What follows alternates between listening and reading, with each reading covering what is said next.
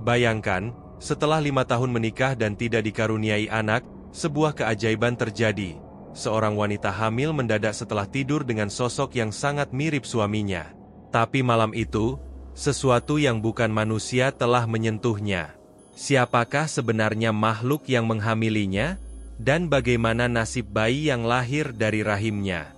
Saksikan cerita horor penuh misteri ini, di mana setiap langkah kelam akan selalu meminta balasan. Simak cerita selengkapnya di Ada Horor. Awas jangan nonton sendirian. Wanita muda bernama Ratih duduk di beranda rumah panggung kayu itu memeluk lututnya erat. Malam di desa kecilnya selalu sunyi. Hanya suara jangkrik dan sesekali suara lolongan anjing yang terdengar. Udara malam berhembus pelan membawa bau tanah basah sisa hujan sore tadi. Sudah hampir pukul 11 malam tetapi Jaka belum juga pulang dari ronda. Ini bukan pertama kalinya ia harus tidur sendirian. Namun entah mengapa malam ini ada rasa gelisah yang mengganggu pikirannya. 5 tahun menikah dengan Jaka, Ratih tetap setia meskipun mereka belum dikaruniai anak. Ia tahu suaminya menyimpan kesedihan dalam diam. Beberapa bulan lalu mereka pergi ke kota untuk berkonsultasi dengan dokter. Hasilnya mengejutkan. Jaka didiagnosis mandul. Ratih tidak peduli, ia tetap mencintai suaminya. Tapi sejak saat itu Jaka mulai berubah. Ia lebih sering menyibukkan diri di ladang, pulang lebih larut dan bahkan menghindari percakapan tentang anak. Tiba-tiba angin berhembus lebih kencang, membuat daun-daun pisang di belakang rumah berdesir keras. Ratih merapatkan selendangnya. Ada perasaan tidak nyaman yang semakin kuat. Matanya melirik ke arah jalan setapak yang menuju jalan ke hutan belakang rumah. Desa ini memang dikelilingi oleh hutan lebat, dan orang-orang tua selalu memperingatkan agar tidak keluar rumah terlalu malam. Di tengah lamunannya, suara langkah kaki terdengar dari arah jalan. Ratih langsung berdiri. Dari kegelapan sosok Jaka muncul. Ia berjalan perlahan. Tubuhnya lebih tegap daripada biasanya dan ada sesuatu yang aneh dalam tatapannya. Begitu tajam dan menusuk. Tapi Ratih segera menepis pikirannya. Mungkin hanya perasaannya saja. Sudah pulang? Tanya Ratih lembut. Jaka tidak langsung menjawab.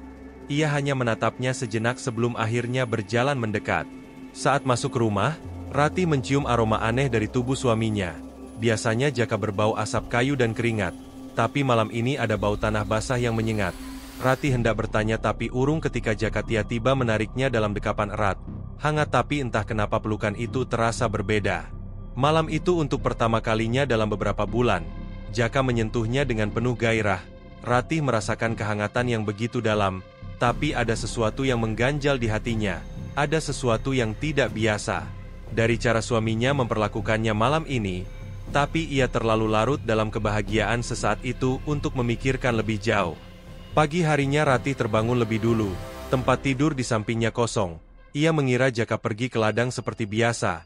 Tapi anehnya ia menemukan baju yang Jaka kenakan semalam masih tergantung rapi di lemari, seolah belum pernah dipakai. Jantungnya berdegup cepat. Apakah semalam hanya mimpi? Tapi kenapa semuanya terasa begitu nyata? Belum sempat ia mencerna semuanya. Suara pintu depan berderit. Jaka masuk ke rumah dengan wajah lelah. Maaf aku pulang kesiangan. Semalam ronda lebih lama dari biasanya. Katanya seraya meregangkan tubuh. Ratih membeku. Jadi siapa yang bersamanya semalam? Ratih tidak bisa berpikir jernih. Tubuhnya masih terasa lemas setelah malam itu. Namun benaknya terus dipenuhi pertanyaan yang tak terjawab. Ia menatap Jaka yang tengah duduk di kursi kayu dekat meja makan, menyeruput kopi hangatnya seperti biasa. Lelaki itu tampak biasa saja, tidak menunjukkan tanda-tanda kelelahan berlebihan. Tapi bagaimana mungkin? Ia sendiri yang berkata bahwa semalam ia ronda semalaman. Ratih menggigit bibirnya. Haruskah ia bertanya? Tapi bagaimana jika Jaka menganggapnya gila? Atau lebih buruk lagi mengira ia selingkuh? Tidak. Ia harus menyimpan kegelisahannya sendiri setidaknya untuk saat ini. Hari-hari berlalu dan kejadian aneh sering terjadi. Setiap malam Ratih merasa ada seseorang yang mengawasinya. Kadang ia mendengar suara langkah kaki di rumah. Namun saat ia mengintip dari celah jendela, tak ada seorang pun di sana. Bahkan anjing-anjing yang biasanya menggonggong jika ada orang asing pun diam seolah takut. Puncaknya terjadi seminggu setelah malam itu. Ratih mulai merasa mual di pagi hari, tubuhnya terasa lemas, dan ia mulai lebih sering sensitif terhadap bau-bauan. Ia tahu betul tanda-tanda ini. Ia hamil. Berita itu seharusnya menjadi kebahagiaan besar. Tapi yang ia rasakan justru ketakutan yang luar biasa. Jika Jaka memang mandul, lalu benih siapa yang ada di dalam rahimnya? Malam itu Ratih memutuskan untuk menceritakan semuanya kepada Mbah Sari, dukun tua di desa yang dikenal memiliki kemampuan melihat hal-hal gaib. Setelah mendengar ceritanya, wajah Mbah Sari menegang. "Kamu harus kuat, Nak," katanya dengan suara parau. "Yang bersamamu malam itu bukan manusia." Ratih merasa tubuhnya melemas. Ia mencengkeram rok batiknya erat berusaha menahan gemetar. "Jadi siapa dia?" bisiknya. Mbah Sari menarik nafas panjang. "Genderuwo." Darah Ratih seakan membeku. Kisah yang dulu hanya dianggap mitos oleh orang-orang desa, kini terasa begitu nyata. "Tapi kenapa dia memilihku?" Mbah Sari menatapnya dalam-dalam lalu berkata lirih, "Karena kau lemah dan hatimu kosong. Makhluk seperti dia bisa mencium kesedihan manusia, terutama wanita yang mendambakan anak." Air mata menggenang di pelupuk mata Ratih. Ia tak pernah menyangka keinginannya untuk memiliki anak akan berujung seperti ini. Dengan suara bergetar ia bertanya, "Lalu apa yang harus kulakukan?" Mbah Sari menggenggam tangannya erat. "Kita harus segera bertindak sebelum semuanya terlambat. Janin yang kau kandung mungkin bukan anak manusia." Ratih menggeleng cepat. Tak ingin percaya pada apa yang baru saja didengarnya. Tapi bagaimana mungkin ia bisa menyangkal? Semuanya masuk akal. Malam itu ada sesuatu yang berbeda dengan Jaka. Pelukannya lebih dingin, matanya lebih tajam, dan tubuhnya berbau tanah basah. Mbah Sari bangkit, mengambil sesuatu dari rak kayu di sudut ruangan. Ia menyerahkan sebuah botol kecil berisi cairan keruh pada Ratih. "Ini minyak kelapa yang sudah dirajah doa. Oleskan di perutmu setiap malam, dan jangan biarkan suamimu menyentuhnya, sebelum kita memastikan semuanya aman." Ratih menggenggam botol itu dengan tangan gemetar. Tapi apakah ini benar-benar akan berhasil? Mbah Sari menghela nafas. "Aku hanya bisa berusaha, Nak. Tapi kau harus bersiap jika anak dalam kandunganmu bukan manusia. Kita harus membuat pilihan yang sangat sulit." Ratih menelan ludah. Ia tak sanggup membayangkan apa yang dimaksud dengan pilihan sulit itu. Satu hal yang pasti, hidupnya tidak akan pernah sama lagi setelah itu. Dengan perasaan campur aduk ia meninggalkan rumah Mbah Sari, kembali ke rumahnya yang kini terasa begitu asing. Di depan rumah Jaka sudah menunggu, wajahnya serius. "Dari mana?" tanyanya. Ratih terdiam sejenak sebelum menjawab pelan, "Dari rumah Mbah Sari." Jaka menatapnya dalam-dalam. "Kenapa?" Ratih menunduk menggenggam botol kecil di tangannya erat-erat. "Aku hanya ingin mencari jawaban." Jaka tidak bertanya lagi. Ia hanya diam tapi sorot matanya penuh dengan kecurigaan. Malam itu Ratih tidak bisa tidur. Ia memandang botol kecil di sampingnya, lalu perlahan membuka tutupnya dan mengoleskan minyak itu ke perutnya. Begitu cairan dingin menyentuh kulitnya sesuatu terjadi. Dari luar rumah terdengar suara geraman rendah, seperti suara binatang buas yang marah. Ratih membeku. Apapun yang ada di luar sana tahu apa yang sedang ia lakukan. Malam terasa begitu panjang bagi Ratih. Setelah mengoleskan minyak rajah dari Mbah Sari ke perutnya, suara geraman itu terdengar semakin jelas. Ia tak berani bergerak, hanya bisa duduk bersandar di tempat tidur, sambil menggenggam botol minyak itu erat-erat. Angin bertiup kencang dari luar jendela, membuat daun-daun pisang di belakang rumah berkibar seperti suara langkah kaki mendekat. Jantung Ratih berdetak begitu cepat. Ia melirik ke arah Jaka yang tidur membelakanginya. Apakah ia benar-benar suaminya? Tiba-tiba suara itu semakin mendekat. Bukan hanya geraman tapi juga bunyi nafas berat yang tertahan. Dari balik celah dinding bambu, Ratih bisa melihat sesosok bayangan hitam besar berdiri di luar rumah. Tubuhnya tinggi dan kekar, matanya bersinar merah seperti bara api. "Ratih."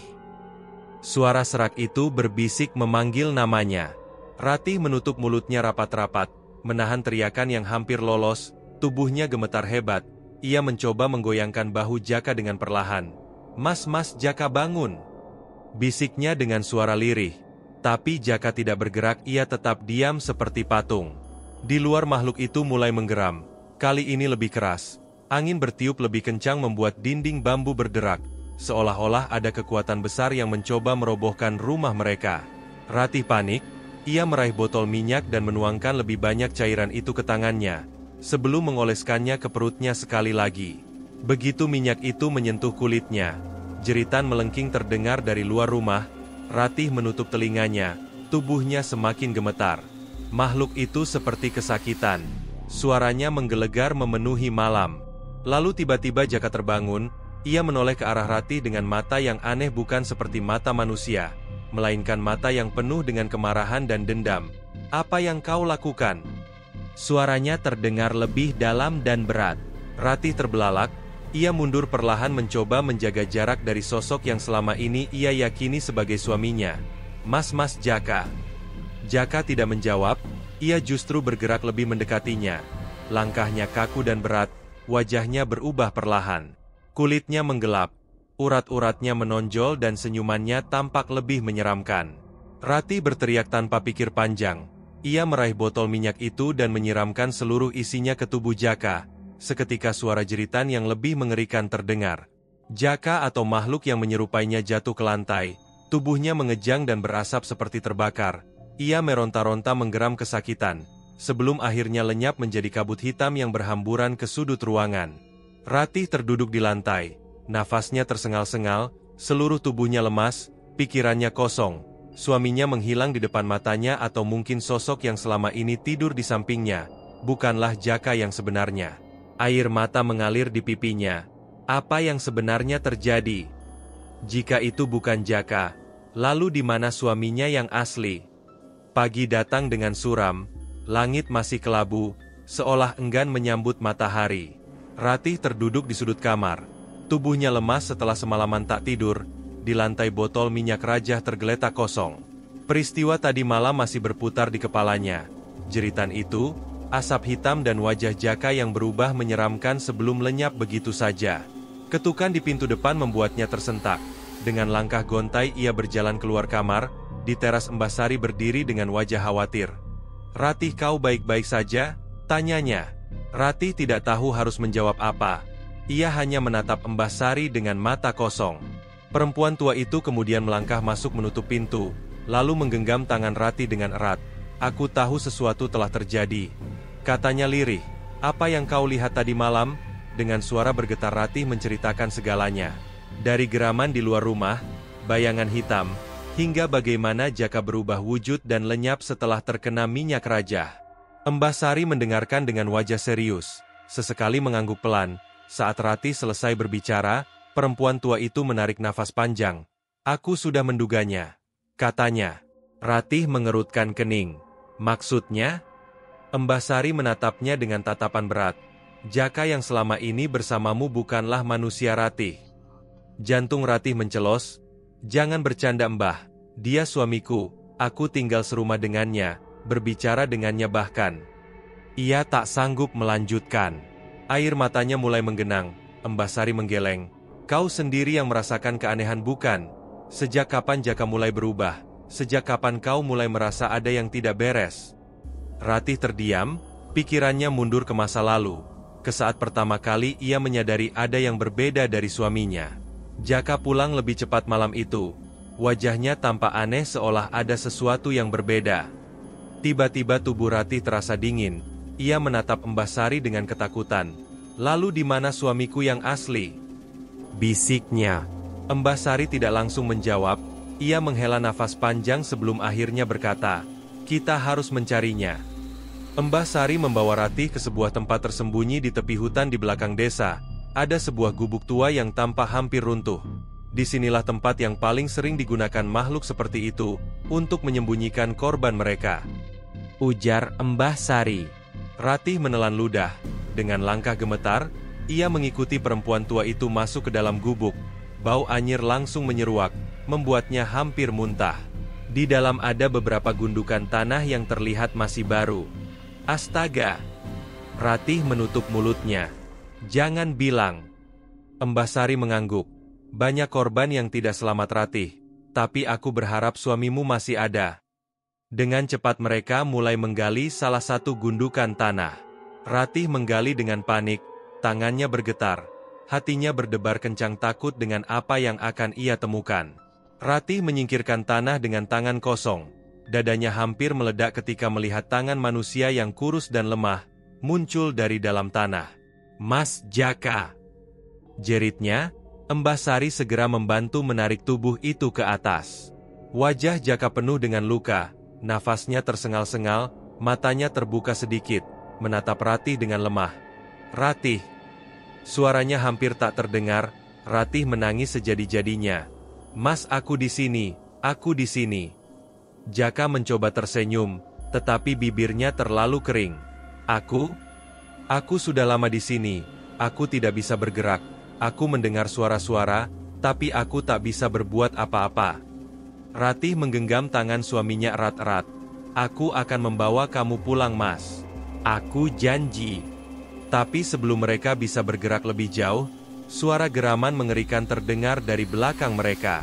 Ratih dan Mbah Sari langsung menoleh. Dari kegelapan gubuk itu, dua mata merah menyala muncul, menatap mereka dengan penuh kebencian. "Kalian berani mengambil milikku?" Suara itu bergema membuat bulu kuduk Ratih berdiri.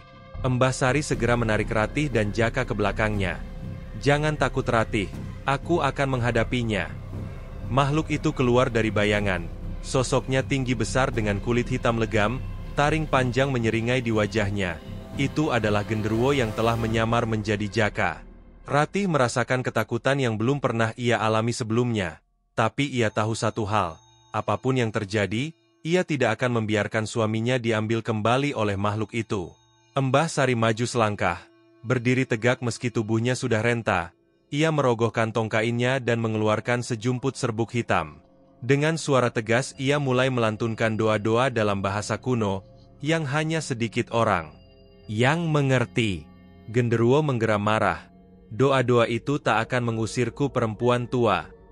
Dengan kecepatan yang tak masuk akal, makhluk itu melompat ke arah mereka. Ia melemparkan serbuk hitam ke arah genderuwo, dan begitu serbuk itu mengenai tubuhnya, makhluk itu meraung kesakitan. Asap hitam mengepul dari kulitnya yang terbakar. Genderuwo itu mundur beberapa langkah, tubuhnya gemetar, jeritan mengerikan menggema di seluruh gubuk.